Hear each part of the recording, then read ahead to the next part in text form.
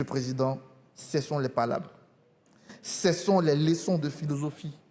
Soyons concrets. Prenons dès à présent des mesures qui marquent le tournant de cette relation Afrique-France. Et pour cela, je vous invite à dialoguer. Dialoguer avec ces 11 jeunes, en commençant par ma voisine du Nord, Elda, qui représente le Burkina.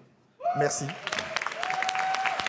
Il faudra surtout parler du vocabulaire dépassé, inadapté, dévalorisant, qui réside encore dans vos discours et dans celui de vos institutions lorsque vous vous adressez à l'Afrique ou lorsque vous levez des fonds pour aider l'Afrique. Parmi ces expressions, il y en a une qui retient mon attention tout le temps et qui par fini me dérange. L'aide au développement.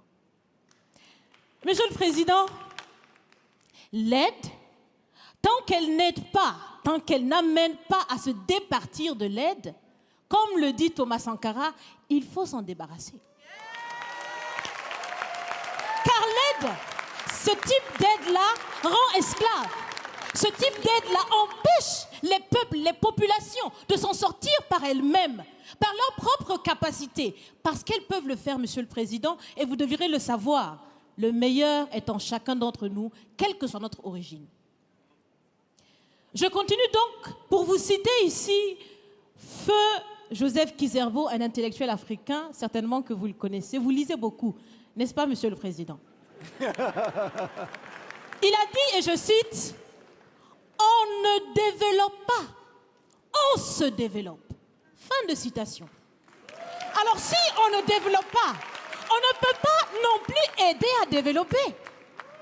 Ça fait près d'un siècle que l'aide au développement se balade en Afrique. Ça ne marche pas. Il y a des têtes bien faites, il y a des investisseurs aussi en Afrique. Nous innovons déjà en Afrique. Et si ce n'est pas co-constructif, dans cette relation qu'on imagine, on n'en veut pas. C'est donc fini les expressions « Sauvons l'Afrique !» Aidons à développer l'Afrique, il y a tellement de misérables là-bas. C'est fini, Monsieur le Président. Et je vous propose de visualiser avec moi ceci. Si la relation entre les pays d'Afrique et la France était une marmite, sachez qu'elle est très sale, cette marmite. Elle est sale de reconnaissance légère des exactions commises. Elle est sale de corruption. Elle est sale de non-transparence. Elle est sale de vocabulaire dévalorisant. Elle est sale, Monsieur le Président. Je vous invite à la recurer par des actions concrètes. J'ai déjà proposé des actions, commencez. Mes amis le feront aussi. Si vous refusez de la laver, si vous voulez quand même préparer là-dedans, je ne mangerai pas. Nous ne mangerons pas. L'Afrique ne mangera plus. Le repas. Écoutez. Le repas.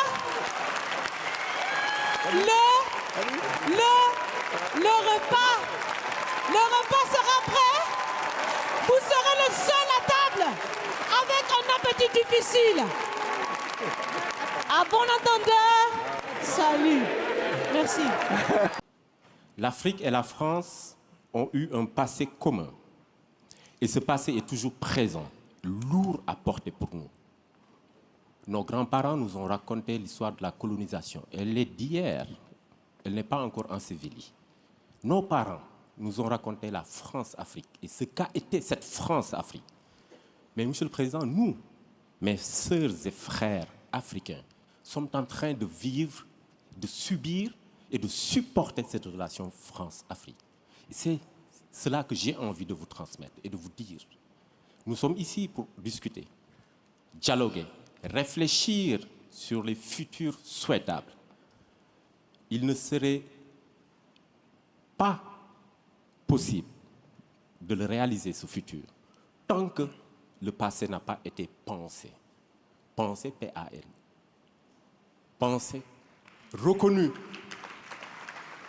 Il serait une chimère que de vouloir un futur avec les plaies du passé. Monsieur le Président, ce passé est lourd et continue à peser sur nous. Je vais vous inviter maintenant. Vous pouvez remettre votre costume de président.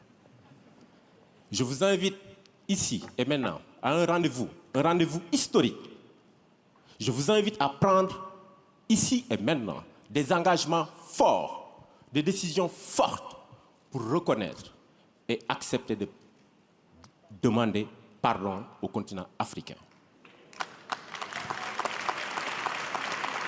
Après cela, Monsieur le Président, je vous inviterai à cesser de coopérer et de collaborer avec ces présidents dictateurs en Afrique. Je vous demanderai et vous inviterai à arrêter cette pseudo-coopération paternaliste. Programmez un dispositif de retrait progressif et définitif de vos bases militaires en Afrique. Mettez en œuvre vos engagements d'Abidjan à propos du franc CFA. Mettez en œuvre, mais allez au-delà. Prenez la décision historique de refuser à partir de maintenant la garde de la réserve des fonds du franc CFA ici en France. Je vous remercie.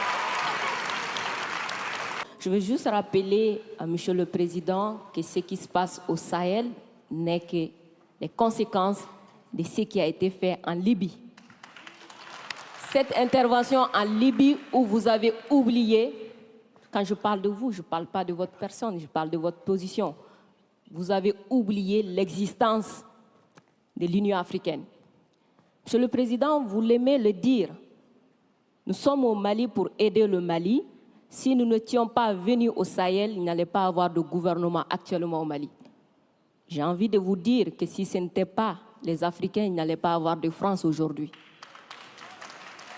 Nous sommes liés, nous sommes liés, nous sommes liés. Arrêtez de dire que vous êtes venus nous aider. Non, parce que le terrorisme ne menace pas que le Mali. Vous êtes aussi menacés. Arrêtez de nous culpabiliser sur une position de victime. Mais Adam, je ne vous culpabilise pas. Monsieur le Président, je n'ai pas terminé. Je ne vous culpabilise pas. J'essaie de restaurer justement un dialogue réciproque et de respect. Oui. On n'est pas là simplement pour nos intérêts quand on arrive au Mali en 2013. C'est un fait. Par contre, ce que vous avez dit sur la Libye, je l'ai dit plusieurs fois comme président, je partage ce que vous avez dit. La Libye, on n'a pas respecté la souveraineté d'un peuple et ça, c'est une erreur. D'accord, merci d'avoir reconnu ça. Et si vous reconnaissez ça, vous allez voir que ce qui se passe au Sahel n'est que les conséquences de cette intervention. Donc, vous êtes au Sahel pour corriger l'erreur que vous avez commise en Libye et en corrigeant ces erreurs, vous êtes en train de commettre d'autres erreurs. Monsieur le Président, je vous rappelle que l'intervention militaire étrangère n'a jamais réglé un problème. La Libye, elle est comment aujourd'hui? L'Afghanistan, c'est comment aujourd'hui? Donc l'intervention militaire ne va pas arranger les choses. Je ne voudrais pas que mon pays soit comme la Libye. Prenez votre responsabilité et surtout arrêtez de dire que nous sommes là pour vous aider. Non, vous n'êtes pas là pour nous aider. On est ensemble. On a un ennemi commun. On le combat ensemble.